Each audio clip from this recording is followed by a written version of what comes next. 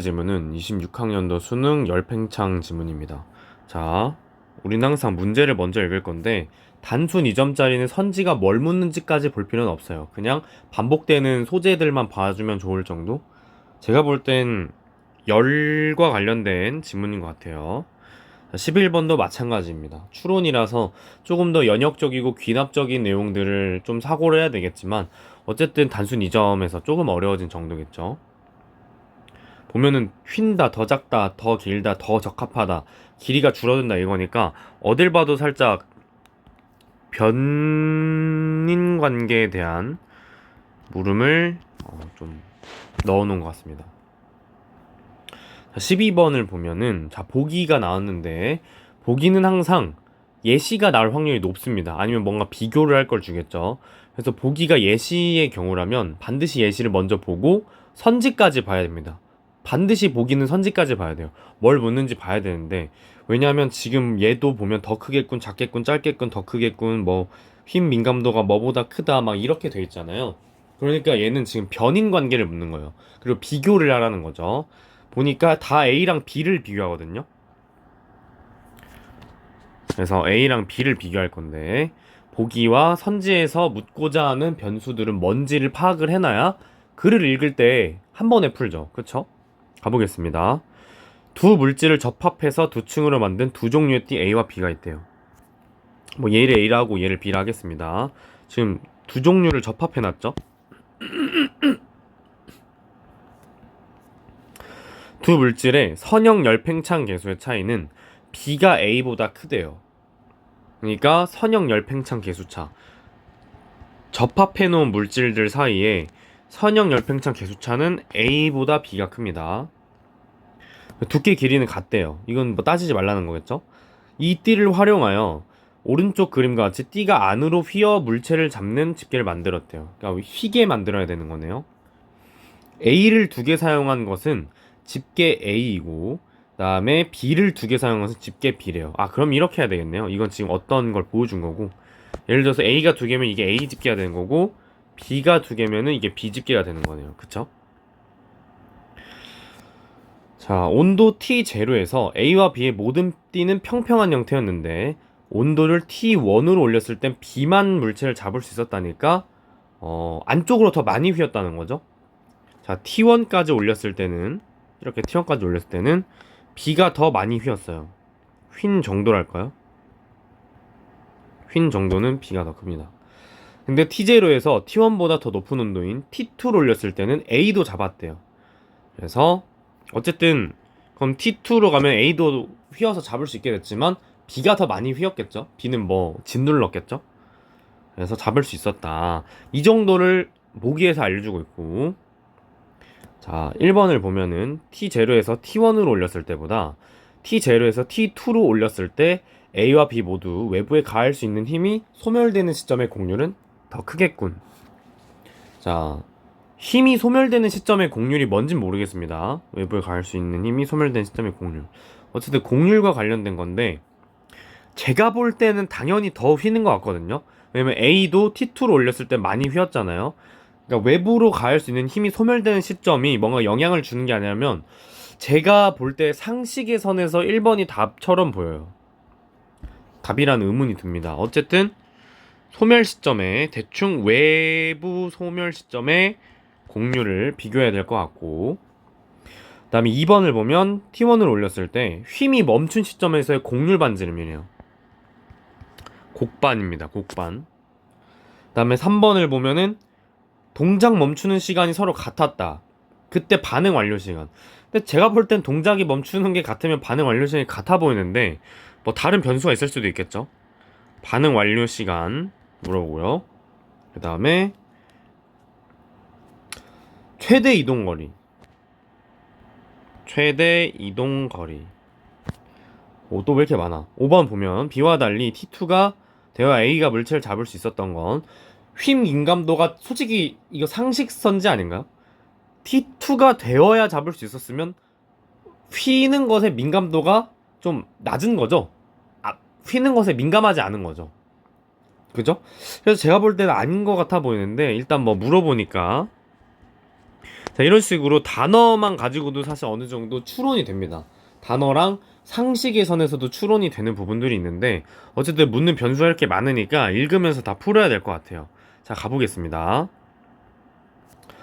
열팽창이란 물체의 온도 변화에 따라 그 길이, 부피가 변화하는 형상을 말한대요. 열팽창이니까 열을 받으면 팽창하는 형상을 말하는 거겠죠. 근데 이제 길어지거나 부피가 커지거나 그중 길이의 변화래요. 길이를 수치화한 거, 숫자로 나타낸 게 선형으로 나타냈으니까 뭔가 직선형이겠네요. 직선, 함수처럼 나타냈네요. 열팽창 계수인데 이는 온도 변화에 따른 길이 변화율을 온도 변화량으로 나눈 값이다. 자, 그럼 여기서 좀 이해를 천천히 할 필요가 있겠죠. 읽는 속도를 좀 늦출 필요가 있을 것 같아요. 온도가 변화네요. 그거에 따른 길이 변화율을 온도 변화량으로 나눈 거래요. 그러면은 보면은 델타 길이를 온도 변화량이니까 자, 델타 길이가 아니네요. 변화율이죠. 생각해보니까 그러면은 변화율, 길이 변화율을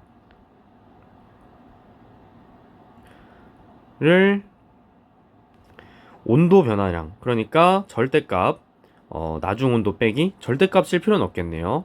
음수일 수도 있으니까 처음 온도로 나눈 게 선형 열팽창 계수인데 길이 변화율은 길이의 변화량을 처음 길이로 나눈 거래요. 길이 변화량은 나중 길이 빼기 처음 길이를 처음 길이로 나눈 거겠죠. 사실 사탐이나 뭐 과탐 하시는 분들 어느 정도 이미 아셨을 거라 생각합니다. 자, 이게 선형 열팽창 계수인데 변화량이란 나중값에서 처음값 뺀 거고 대부분의 물질은 선형 열팽창 계수가 양수래요. 자, 대부분 이런 거 나오면은 반대까지 추론해 하셔야 됩니다. 대부분이 양수라는 거는 일부 물질은 음수라는 거예요. 평가원이 자주 내는 내용이죠. 물질마다 다르대요. 즉 고유 1대1 대응이라는 거죠. 열팽창 계수와 물질은. 자, 합금인 인바와 순수 금속인 알루미늄은 양수인 물질이래요. 그럼 양수라는 거를 이거를 이용해서 귀납적으로 한번 예시를 우리가 들고 다시 돌아와 볼게요. 이게 양수라면 얘가 양수인 거예요. 즉 나중 길이가 더 큰 거예요. 처음 길이보다. 온도가 올라갔을 때 길이가 늘어나는 거를 양수라고 하는 거죠. 근데 평가원 항상 반대를 물어볼 때가 있죠. 온도가 낮아지면 마찬가지로 길이도 줄어드는, 즉 수축하는 것도 양수일 때에 해당하는 겁니다. 그러면 반대로 음수인 애들은 온도가 높아지면 오히려 길이가 줄어드는 거겠죠. 온도가 낮아지면 길이가 높아지는 거예요. 이렇게 매개를 들어서 귀납적으로 미리 생각해보고 다시 돌아오면 됩니다. 아, 이게 양수이고 이게 음수인 거구나. 그러니까 인바랑 알루미늄은 열받으면 팽창하고 차가워지면 수축합니다. 근데 인바는 알루미늄에 비해 매우 작은 열팽창 계수를 갖는데요. 그 말은 길이가 늘어나는 정도가 작다는 거죠. 인바가 덜 늘어난다라고 표현하고 가겠습니다. 자, 그러면은 정보량이 많았으니까 사실 묻는 게 많을 거예요. 11번부터 볼게요. 더 어려운 거부터. 선형 열팽창 계수와 음수인 물질에 열을 가하면 길이가 줄어든다. 자, 우리가 이미 해놨습니다. 열을 가하면 길이가 줄어드는 게 음수인 애들이에요. 해놓고 보면 쉽죠. 굳이 언어를 써진 그대로 우리가 머릿속으로 다 전가해가지고 해석할 필요는 없습니다. 자, 2번 보면은 온도에 따라 길이 변화가 작아야 하는 부품에는 자, 인바는 덜 늘어나는 거기 때문에 길이 변화가 작죠. 그러니까 인바가 적합한 게 맞죠. 3번 두 물질을 접합해서 두 층으로 이루어진 띠를 만들고 뭐 온도를 내리면 열팽창계에서 작은 물질로 휜다. 이건 아직 모르겠어요. 휘는 거에 대한 얘기 아직 안 했죠. 자, 4번 열팽창으로 길이가 늘어난 두 물체의 길이 변화량이 같다. 그러면은 같다고 양을 줬으면은 정량적인 거는 숫자를 매개로 하면 편해요. 길이가 만약에 10 늘었다고 쳐봅시다. 그러면은 길이 변화율은 처음 길이로 나눈 거잖아요. 그러면 팽창 전의 길이가 더 긴 애를 100이라고 할까요? 그러면 짧은 애 50이라고 할까요? 그럼 변화율은 더 긴 쪽이 10분의 1이고 짧았던 쪽이 5분의 1이라서 긴 쪽이 더 작은 게 맞아요. 그래서 4번도 맞습니다. 다음에 5번 볼까요? 한쪽 끝이 고정되고 길이가 다른 평평한 두 띠가 동일한 곡률로 휘었다면 길이가 긴 띠의 끝의 이동거리가 더 길다. 이거는 사실 그림 매개를 들어서 조금만 상식을 더하면 풀 수 있어요. 한쪽을 고정해놨어요. 그 다음에 닮았다고 칩시다. 동일한 곡률이니까. 원래 이 정도 길이었는데 얘가 이렇게 휘었어. 그 다음에 얘는 이 정도 길이었는데 이렇게 휘었어. 그러면 이제 여기 끝이 여기로 간 거죠. 이만큼 이동한 거죠. 얘는 이만큼 이동한 거고 당연히 더 깁니다. 원래 길었던 애가. 라서 저는 이미 맞았다고 생각을 했는데 만약에 이 매개법이 아직 익숙하지 않다 하면 좀 더 읽으면서 근거를 좀 더 찾아가지고 풀어도 돼요. 답은 이미 3번처럼 보이죠. 자, 10번에서도 풀 수 있는 거 있나 볼게요. 자, 부피도 변한다고 했죠? 우리는 다만 길이가 변하는 케이스를 그래서 보는 거예요. 얘는 나중에 출제되겠죠. 나중. 자, 2번. 선형 열팽창 계수는 열을 가해 변화됐을 때 길이를 길이로 나눈 값이 아니라 델타 온도로 나눴죠. 길이 변화 U를. 자, 그 다음에 3번. 음수 봐봐요. 나왔죠. 대부분 양수면 음수인 물질은 일부니까 음수인 물질이 더 많을 수는 없습니다. 자, 그 다음에 액추에이터는 아직 뭔지 모르겠고요. 5번. 서로 다른 물질을 두께가 같은 두 층으로 접합해 만든 띠의 온도를 올릴 때, 근데 이거 사실 상식인데 두꺼운 금속보다는 얇은 금속이 더 빨리 휘지 않을까요? 그래서 이게 10번은 사실 어느 정도 상식의 선지예요. 나중에 올릴 강의지만 상식의 선지들이 굉장히 많이 나옵니다. 이거 좀 맞아 보이죠? 답이 아마 5번일 것 같은데 확인하고 오겠습니다. 자, 이제 이 문단 가볼게요. 선형 열팽창 계수가 다른 두 종류의 물질 P와 Q를 서로 같은 두께의 두 층으로 접합하여 평평한 띠를 만든다고 하자. 그럼 이제 물질 P를, Q를 서로 같은 두께의 두 층으로 접합을 했대요. 그러니까 어떤 느낌이냐면은 이 평평한 띠가 보기에 있던 A띠와 B띠 같은 느낌이죠. 그쵸? 그래서 A, B와 비슷한 띠를 만든 겁니다. 이제부터 그럼 보기 얘기가 나오는 거네요.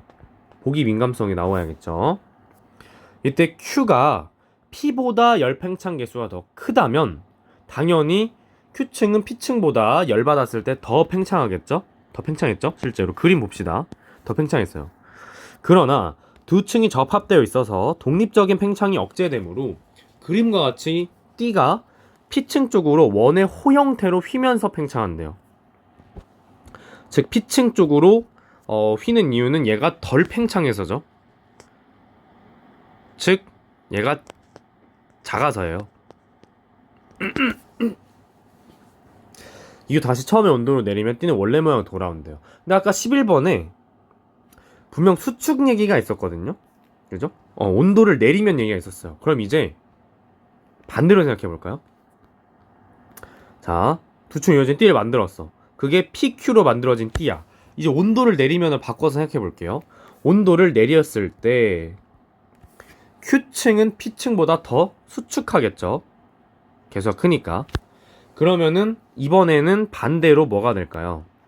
얘가 Q층이 되고 얘가 P층이 되는 거예요. 그냥 그림만 활용하면 돼요. 우리가 막 뭘 거창하게 할 필요는 없어요.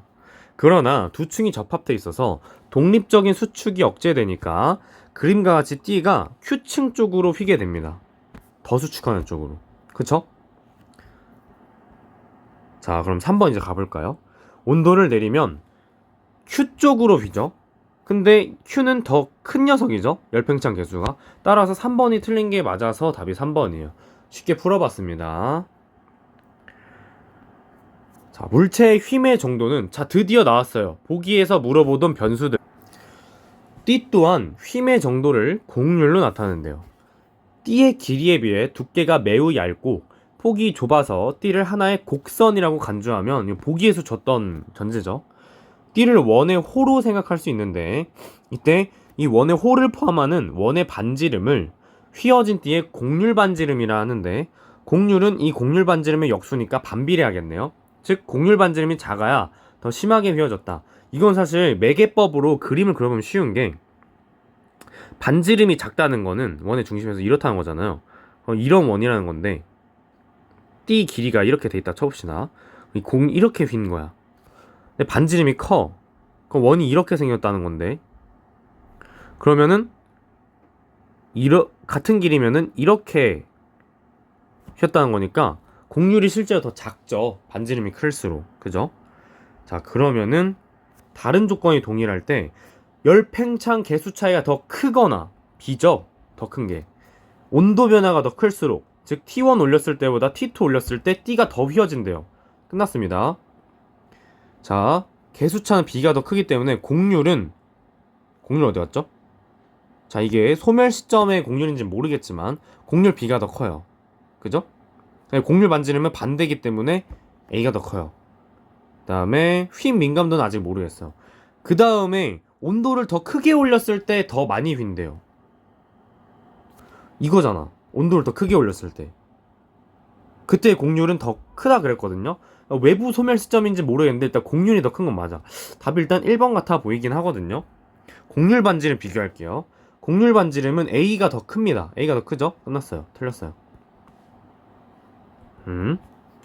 다음에 나머지는 더 봐야겠죠. 자, 온도 변화량이 같아도 T를 이루는 물질에 따라 T가 휘는 정도가 달라지죠. A랑 B는 그래서 다릅니다. 이를 나타내는 게 휨 민감도인데 더 심하게 인다. 즉 곡률이 더 클 때 민감도가 더 높다는 거니까 민감도는 B가 더 높은 게 맞죠. 곡률이 더 크니까요. 그러면은 민감도가 B가 더 높다. A가 크다가 아니죠. B가 크답니다. 자, 여기까지 혹시 풀 수 있는 거 있나 보면은 액추에이터 아직 안 나왔죠. 자, T의 한쪽 끝을 고정하고 열을 가하면 T가 휘면서 반대쪽 끝이 움직이는 액추에이터가 된다.